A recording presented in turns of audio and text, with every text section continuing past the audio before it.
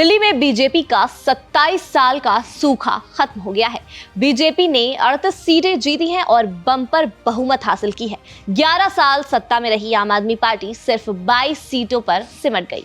दिल्ली में नए मुख्यमंत्री का शपथ ग्रहण समारोह 13 फरवरी के बाद होने की संभावना है। दरअसल प्रधानमंत्री मोदी 10 से 13 फरवरी तक फ्रांस और अमेरिका के दौरे पर रहेंगे। भाजपा 27 वर्षों के लंबे अंतराल के बाद दिल्ली में सरकार बनाने जा रही है।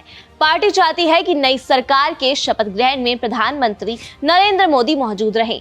इसीलिए शपथ ग्रहण समारोह 13 फरवरी के बाद आयोजित होने की पूरी संभावना है। बीजेपी में सीएम फेस पर मंथन शुरू हो गया है। इस बीच खबर है कि बीजेपी अध्यक्ष जेपी नड्डा आज केंद्रीय गृह मंत्री अमित शाह से मिलने पहुंचे।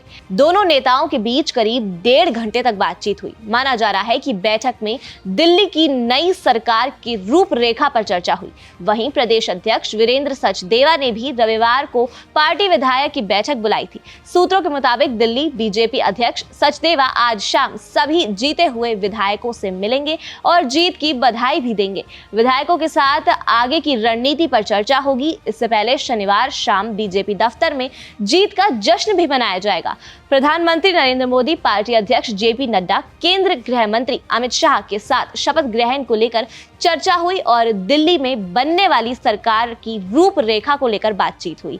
इससे पहले दिल्ली बीजेपी अध्यक्ष वीरेंद्र सचदेवा ने कहा, मुख्यमंत्री चुनने का निर्णय पार्टी का केंद्र नेतृत्व करेगा। सभी नवनिर्वाचित विधायक पार्टी द्वारा उन्हें सौंपे गए कर्तव्यों का निर्वहन करने में सक्षम है। इस बीच दिल्ली से बीजेपी सांसद मनोज तिवारी ने बातचीत में कहा कि सरकार बनने के साथ हमारी प्राथमिकता यमुना साफ करना होगा। उन्होंने कहा कि मुख्यमंत्री का फैसला केंद्र नेतृत्व करेगा। मनोज तिवारी ने कहा कि जो सीएम होगा वो दिल्ली की जनता के लिए काम करेगा और प्रधानमंत्री मोदी की जनता से की गई गारंटियों को पूरा करेगा। बीजेपी की जीत के बाद शनिवार को पार्टी के प्रदेश प्रभारी वैजयंत पांडा ने कहा कि दिल्ली को अगले 10 से 15 दिनों में नया मुख्यमंत्री मिल जाएगा। पार्टी में सीएम के चयन को लेकर पूरी प्रक्रिया का पालन करना होता है। उन्होंने कहा कि हमारे पास सामूहिक नेतृत्व है और मुख्यमंत्री का चयन एक प्रक्रिया के तहत किया जाएगा। दिल्ली में विधानसभा की कुल 70 सीटें हैं और बहुमत के लिए 36 सीटें होना जरूरी है।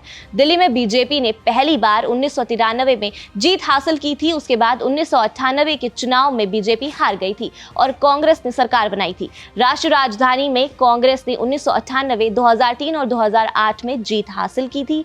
उसके बाद 2013 में चुनाव हुए थे तो बीजेपी ने सबसे ज्यादा सीटें जीती थी, लेकिन बहुमत से दूर हो गई थी। ऐसे में कांग्रेस ने बाहर से आप को समर्थन दिया और अरविंद केजरीवाल को मुख्यमंत्री बनाया था। ये सरकार साल भर तक चली और फिर केजरीवाल को इस्तीफा देना पड़ा। बाद में 2015 और 2020 के चुनाव में आपने बम्पर जीत हासिल की थी।